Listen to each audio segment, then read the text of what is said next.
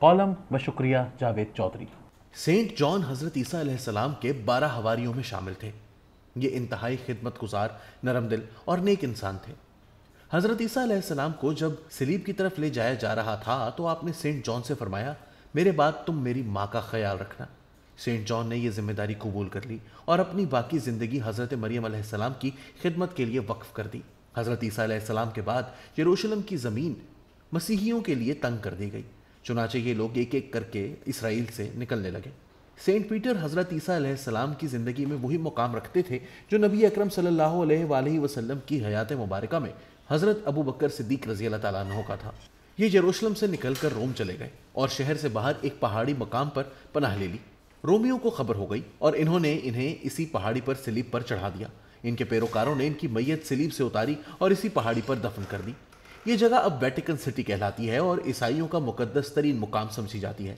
आज का तुर्की उस जमाने में एशिया कोचक कहलाता था और इसकी सरहदें शाम से होती हुई बैतुल मक़दस से जा मिलती थी।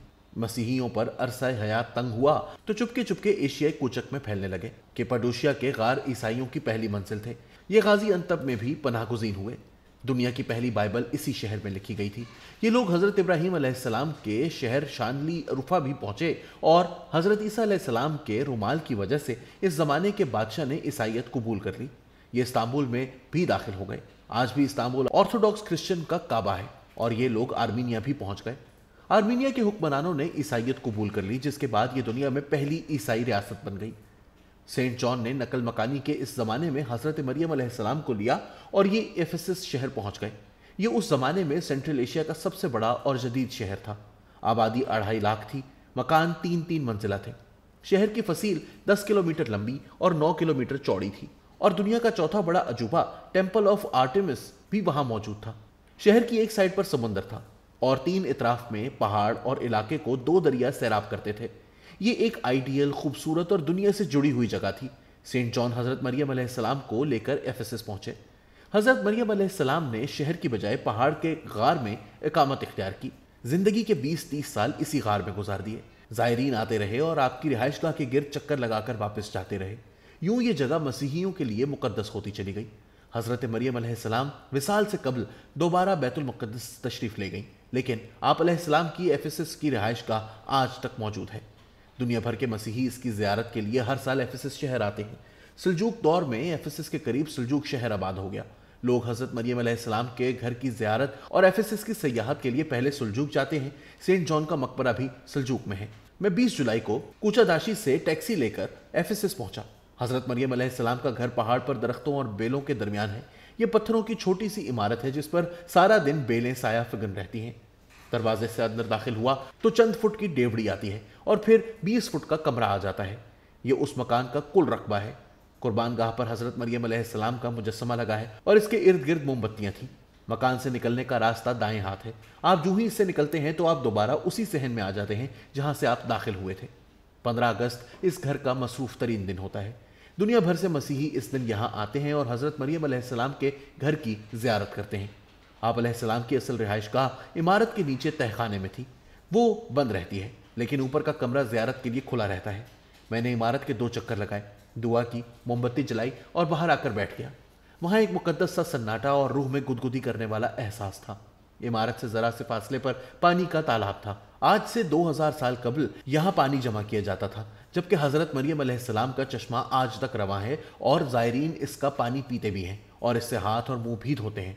चश्मे के साथ दरख्वास्ती दीवार है। ज़ायरीन अपनी दुआएं लिख कर लाते हैं और दीवार के साथ बांध देते हैं। इस दिन भी दीवार के साथ लाखों चिटें लटकी हुई थी। हर दरख्वास्त एक कहानी, एक अलग ही दास्तान थी। क्या ये सारी दुआएं कबूल होती हैं? मैंने रुक कर सोचा, शायद यकीन बाज़ औक़ात अकीदे से बड़ा हो जाता है और वो दीवार इसका मुंह बोलता सबूत थी। मैं हज़रत मरियम अलैहिस्सलाम के सहन से उठकर एफेसस शहर आ गया। ये शहर मतरूक हो चुका है, लेकिन ये इसके बावजूद एक हैरान कुन शहर था। पूरे शहर की गलियां पक्की और मकान 3-3 मंजिला थे। सहनों में मोज़ैक थे। पूरे शहर में ताज़ा पानी के चश्मे बहते थे। एफेसस का टेम्पल डेल्फी के बाद पूरे सेंट्रल एशिया और यूनान का सबसे बड़ा टेम्पल था। देवी आर्टेमिस का दुनिया का सबसे बड़ा मंदिर एफेसस में था। ये इमारत 127 सतूनों पर खड़ी थी और यूनान से भी दिखाई देती थी। आर्टेमिस का दूसरा नाम डयाना था। इसका टेम्पल ठीक उस दिन जलकर जमीन बोस हो गया जब मकदूनिया में सिकंदर आजम पैदा हुआ था। सिकंदर ने जब एफेसस फतह किया तो इसने आर्टेमिस का टेम्पल दोबारा बनाने की कोशिश की, लेकिन वो नाकाम हो गया। टेम्पल की इमारत आज तक जमीन बोस है, बस वीराने में एक सतून इबरत की निशानी बनकर खड़ा है। इसके साथ एक कदीम चर्च, सल्जूकों के ज़माने का किला और उस्मानी दौर की मस्जिद मौजूद है। मस्जिद से रोज़ाना 5 मरतबा अजान की आवाज़ आती है और यह आर्टेमिस को रोज़ ये पैगाम देती है कि दुनिया में सिर्फ अल्लाह का नाम ही बाकी बचेगा, बाकी सब फानी और बेमानी है। शहर में 2 स्टेडियम भी हैं। छोटा स्टेडियम कवर्ड होता था और ये उमरा, रऊसा और हुकूमती एहलकारों के लिए था, जबकि बड़ा स्टेडियम ओपन एयर और पूरे शहर के लिए था। इसमें बैक वक्त 24,000 लोग बैठ सकते थे। इसमें ग्लैडिएटर मुकाबले भी होते थे, गुलामों को भूखे शेरों के सामने भी फेंका जाता था और मौसीकी के मुकाबले भी होते थे।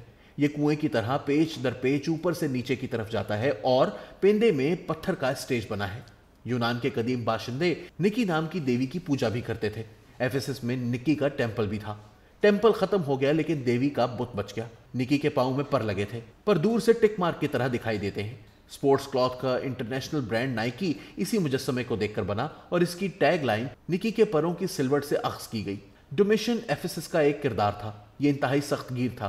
ये सबको अपने कंट्रोल में रखना चाहता था और जो इसकी हुकूमतूली करता था ये इसे कत्ल कर देता था। इसने ईसाइयत के शुरू के दिनों में सैकड़ों ईसाइयों को भी कत्ल कर दिया था। डोमेशियन के टेम्पल का मलबा भी आज तक एफेसस शहर में मौजूद है। अंग्रेजी जबान का लफ्ज डोमिनेशन इसी किरदार से निकला है।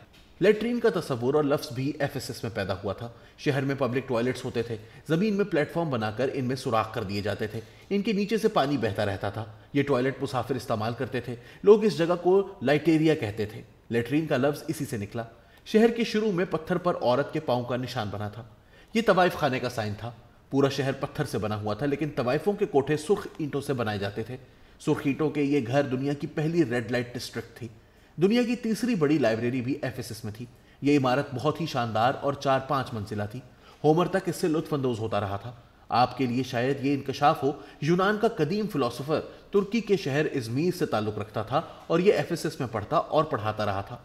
एफेसस की लाइब्रेरी से फ़ायदा उठाने के लिए दुनिया जहां से तालिबे इल्म आते थे और महीनों इस शहर में रहते थे। और ईसाइयत की पहली तहरीर भी इसी शहर में है।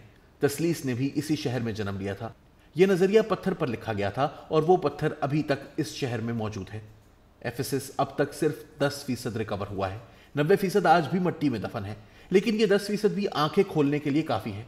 इसकी आर्चेज, इसके सतून, इसके मुजस्समे, इसकी दीवारें, इसकी गलियां और इसके टेम्पल इंसान को बरताए हैरत में ले जाते हैं और इंसान ये सोचने पर मजबूर हो जाता है कि क्या ये शहर भी ख़त्म हो गया, क्या ये भी ज़वाल पजीर हो गया। बेशक अल्लाह के सिवा कायनात की हर चीज़ फ़ानी है, सिर्फ वो है जिसे कभी ज़वाल नहीं, और एफेसस इस हकीकत की अमली तफसीर है।